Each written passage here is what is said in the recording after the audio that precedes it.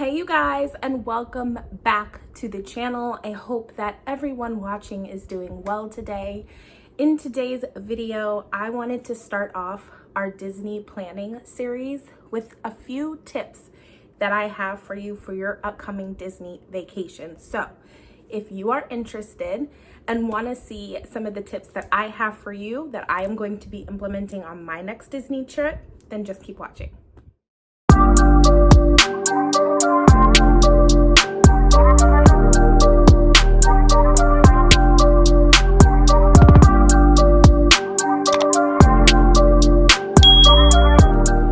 So let's hope that my children stay quiet enough for me to film this video. So just a little backstory for me. I am heading to DW, which Disney World, in July.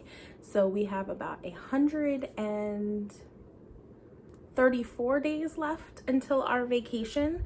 I have not told the kids yet. They are actually in their room right now. So I am risking them hearing me talk about it for this video, but I thought it would be really fun to go ahead and start this series off with just a few tips because I have been doing my research and I'm finding out a lot of things, and I figured I wanted to hop on here and just talk with you guys about it and give you some tips if you are in the beginning stages of planning your trip. We are flying out on July 11th, I believe. Yes, July 11th. I have about, I would say 5 or 6 tips, not 100% sure.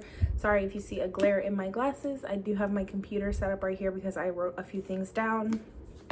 I also have my notebook as well. So yeah, let's go ahead and get in with the tips.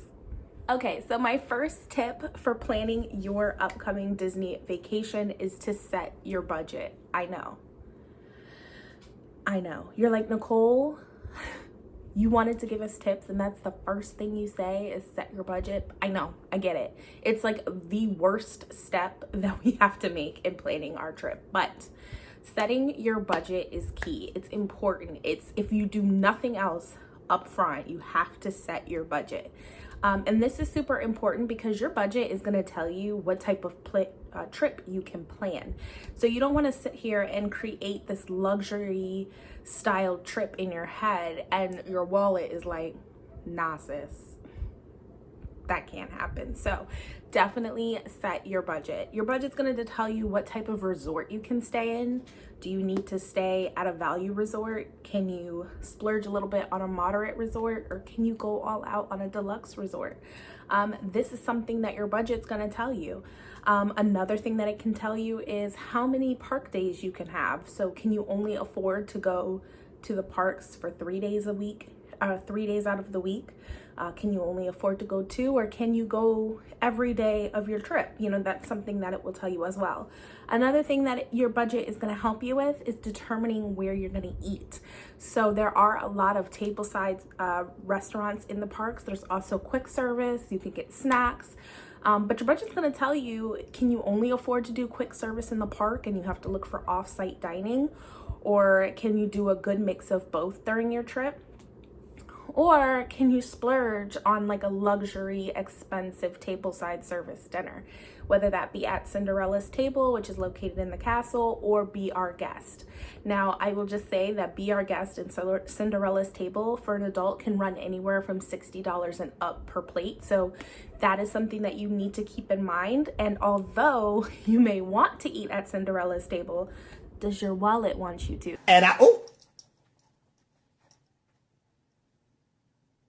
That is something that you have to figure out. So if nothing else, pick your budget and be okay with what your budget says and stay within it. I'm sorry if you can hear my fan. It is going. It is hot in here today. I'm wearing a long sleeve, so I had to turn my fan on. But the next tip that I have in planning your next upcoming Disney vacation is to do your research and be flexible.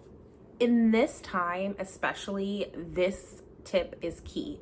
Although Disney can still bring the magic and the experience, it's not the same. Like, we are in a very unprecedented time, and everything has changed, including the most magical place on earth. So you really have to do your research and be okay with not getting what you want this go around. And what I mean by that is a lot of Disney aspects are not available to people anymore. A lot of their resorts are still closed. So for example, Port Orleans, I believe it's called, it's like the New Orleans based resort, is not open right now. So if that was a dream of yours to go to Disney and stay at that resort, that is not an option as of right now. Not to say it won't be later, but if you're planning on going within the next couple days or so, that is not an option. So you have to be okay and have a backup plan for where you want to stay. Once you decide that this is the trip you want to take, you have to do your research. Things have changed, hours have changed. Things that were complimentary before are not complimentary anymore. So definitely look around, read. There's so many places and blogs out there that will give you updates. The one blog that I love that I have definitely relied on during this stage of planning for my trip, it's called Disney Food Blog. So they have so many videos available on YouTube. They also have a online blog that you can go to, and I believe they have a free newsletter that you can sign up for, where they will send you all the updates right to your email. So definitely look for blogs or videos or subscriptions or things that will send you those updates, so you may not have to do as much research. But it's definitely such a good resource to have, and be prepared that one thing that you may thought you would be able to do, you may not be able to do at the time of your trip, depending on numbers and how the virus is going. So definitely just be prepared and look around, and keep in mind that Disney is trying to get everything open, but we are not at that stage yet. Another tip within this tip is to be okay with foregoing those experiences that you wanted to have with your family. So for instance, I mentioned Cinderella's table earlier, and in the restaurant, Cinderella used to come out, she used to wave and I believe walk through the tables and say hi. Character breakfasts, lunch, dinners, all those character meet and greets, a lot of them are canceled until further notice. So although you may want to eat at Cinderella's table, you may not get the full experience of what you could get in any other time. So my biggest tip is to do your research, be okay with canceling some of the ideas that you had until things get semi back to normal, where you can spend that money and be able to get the experience that you want. And be okay again with not staying where you want, going where you want, when you want, how you want. Like, Disney is making it a little harder to go, and although they are offering you the chance to go, they are putting a lot of limitations and restrictions on a lot of things, and so you just have to be totally prepared for that.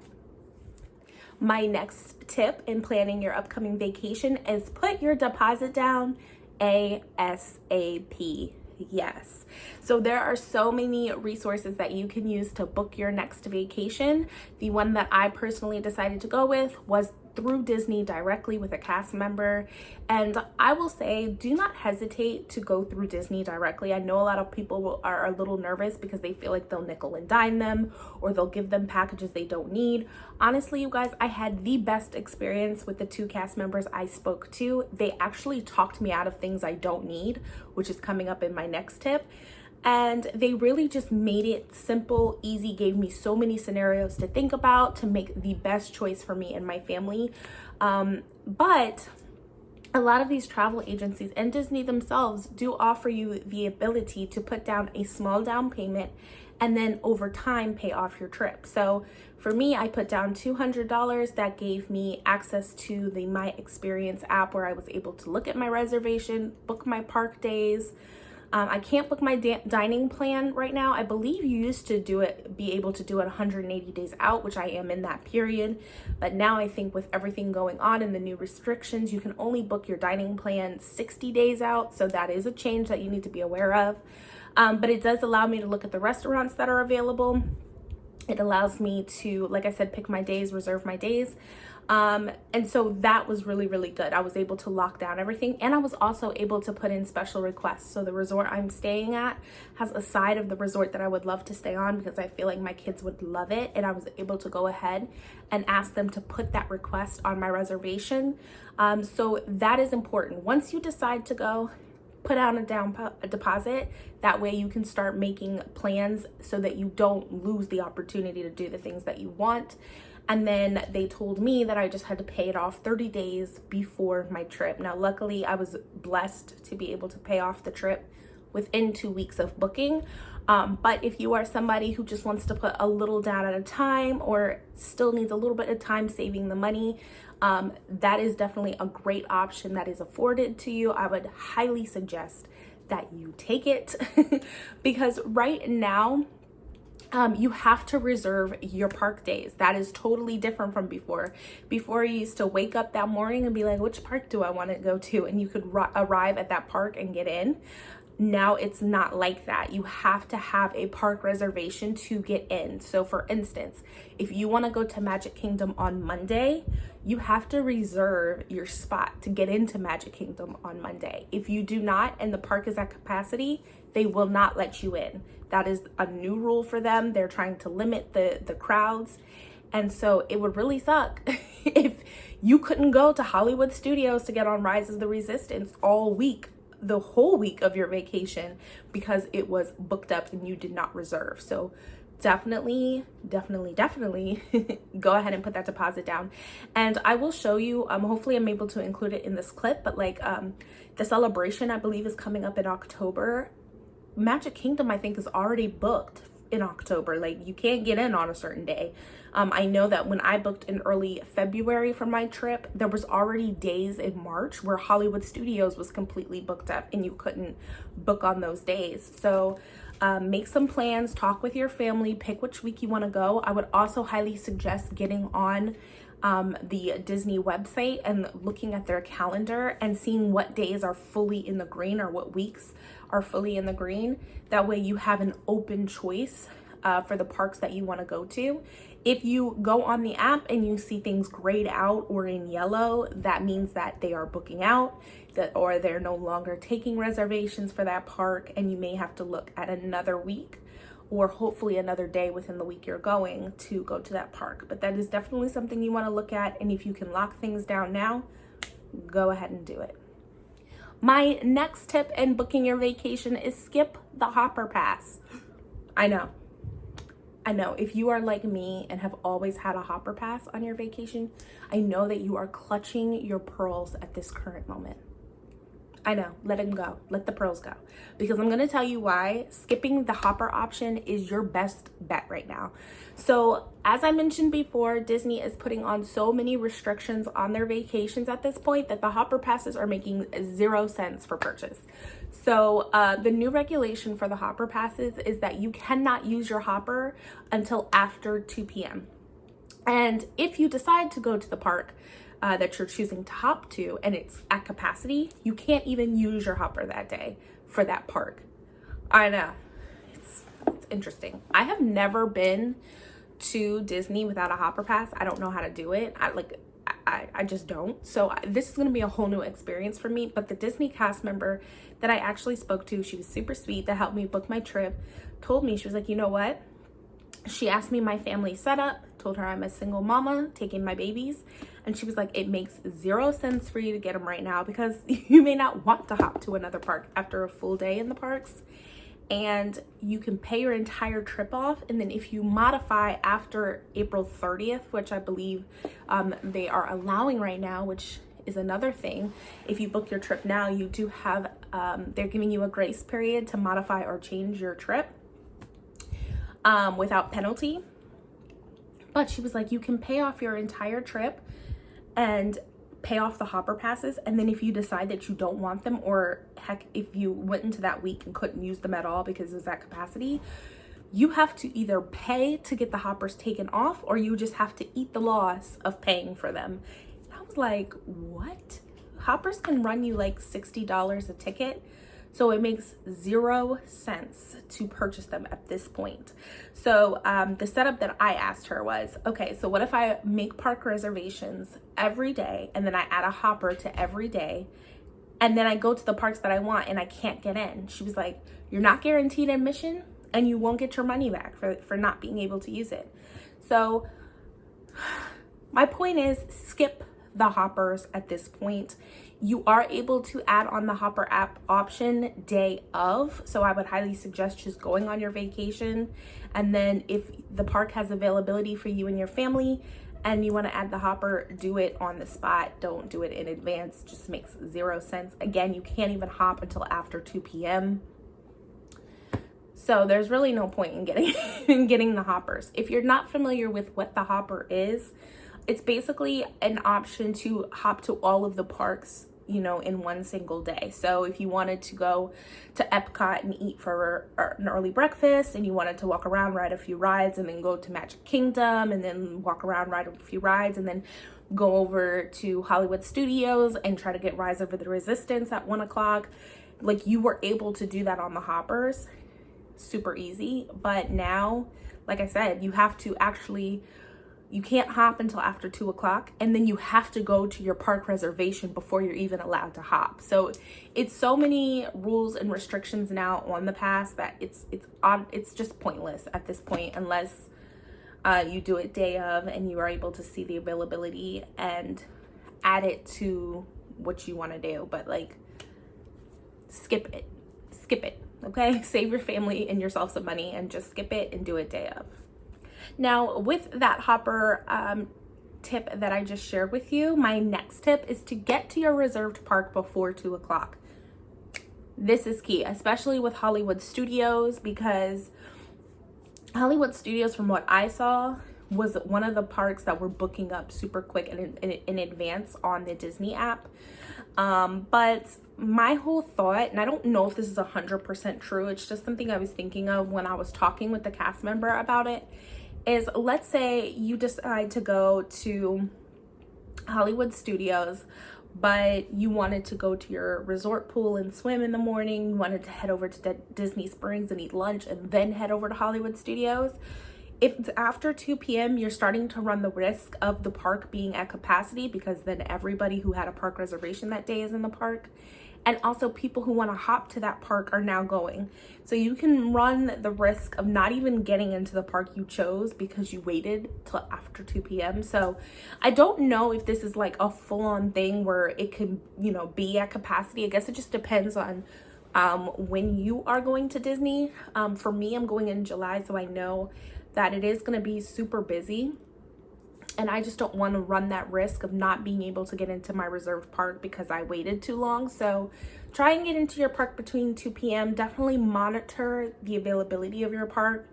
If you see that it's starting to get full or at capacity, I would head over there. But, you know, just be a little careful with the after 2 p.m. because remember, everybody who did purchase the hoppers are now going to start moving around, which can change the capacity of your park.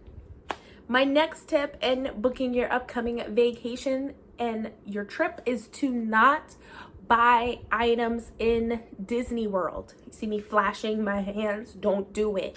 Don't do it, Miss C. Don't do it. Do not purchase things in Disney, i.e. t-shirts, souvenirs, mugs. Don't purchase it in the park. First of all, the park is super expensive. They are going to hike up your prices.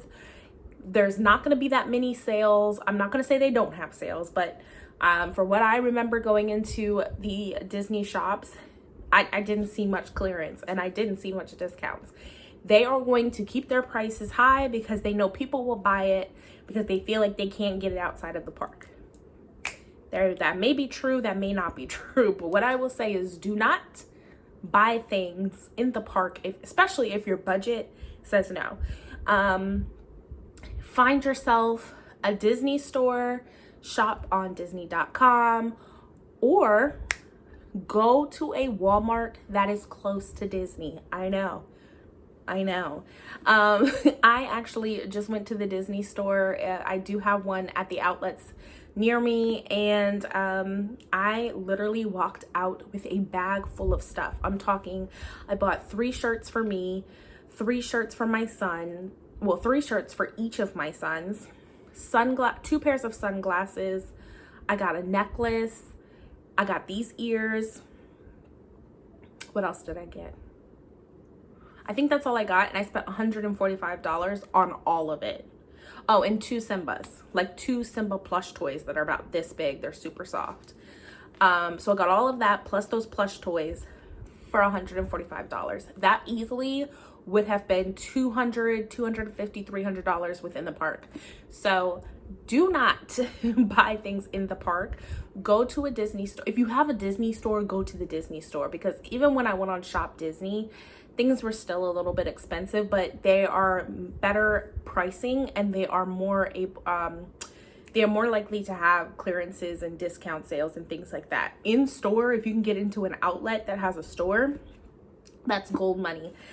In mine, they had like a table of $10 t-shirts.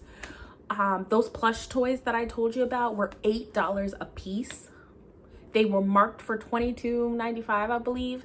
In the parks, that would have easily been a $40 plush toy. I got it for $8. So definitely, if you can shop before your trip, buy all your stuff at the stores. Another great tip is find the Walmart. I know.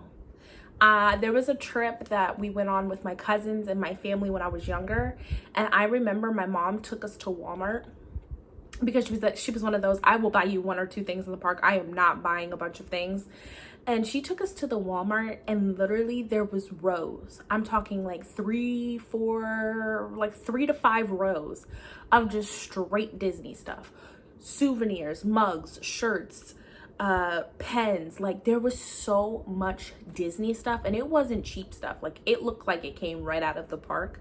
And we were getting stuff for $10, $5, $20. Like, we walked out with bags of Disney stuff. So that would be my biggest tip for you, is to shop outside of the Disney parks if you want to take cool souvenirs home. The Walmart was gold mine. I would highly suggest you hit up a Walmart near there, because like I said, they do have so many things, or go to the Disney store and purchase the things from there. And it's also super nice because you can buy things like toys and stuff from the Disney store, take it on your trip without your kids knowing, and then give it to them on the trip. They're gonna think they got it in the park, and they really didn't. They got it way before they got to the parks. So that is gonna be my next tip. Buy your souvenirs, your t-shirts, and everything off-site. My next tip for booking your next Disney vacation, saving money, all of that jazz, is to start stashing away the moment that you find out you are going. So I actually took this tip from Blair Lamb. She is a YouTuber, and she does have a playlist of Disney vlogs, Disney packing, Disney tips as well. And she said, and she thought she was kind of crazy for doing this, but I thought she was genius. She says that she puts a little basket in her closet, and throughout the year, she throws things in that basket for her trip. And that way, when she's ready to go on her trip, she has a basket full of goodies ready to pack. And I thought that was so smart. I am personally following her example. I have a laundry basket. Hold on, let me get it. All right, so this is my laundry basket full of stuff. Oh, you can't even see everything, but like, I already started getting like travel stuff and clothes, like Disney shirts, like this. Already getting jewelry, stuff to take in the park. So I am starting my collection of goodies now, and I just thought that was so smart. Every little paycheck, or every paycheck that you get, just take a little bit of money, purchase something, throw it in the basket, and by the time you get to your trip, you're gonna have a basket full of fun stuff to put into your suitcase. It saves you money because you're spreading it out over a long period of time, and you won't get that like jolt of a bunch of money going out of your account right before you take a trip. So I love that idea. Blair Lamb, if you ever see this video, you are a smart cookie for this one. I am totally stealing it, and I am totally recommending it to everybody who is taking a Disney trip or any trip for that matter. You can use this method for any trip because it is so smart. It makes so much sense, and it is definitely taking off a lot of anxiety for me having to buy things for my trip. And my last tip for this video and planning your next upcoming trip is to research and study the My Disney Experience app. This app is going to be your best friend on your trip, so you might as well get to love it and learn it. The My Disney Experience app is going to have all your reservation information on there. It's where you're gonna plan your dinners. You can open your door for your hotel with this app. This is also the app for you Star Wars fans that you need to use in order to book your Rise of the Resistance boarding pass. So this thing is going to be the gold mine for your trip. You could also do fun interactive games on the app within the parks themselves. So you definitely need to get to know this app, get to know its features, know where to go on the app. That way you are able to maximize your trip and get to do the experiences that you want. For Rise of the Resistance, I do know they have two boarding time, like big boarding times. I think it's 7 a.m.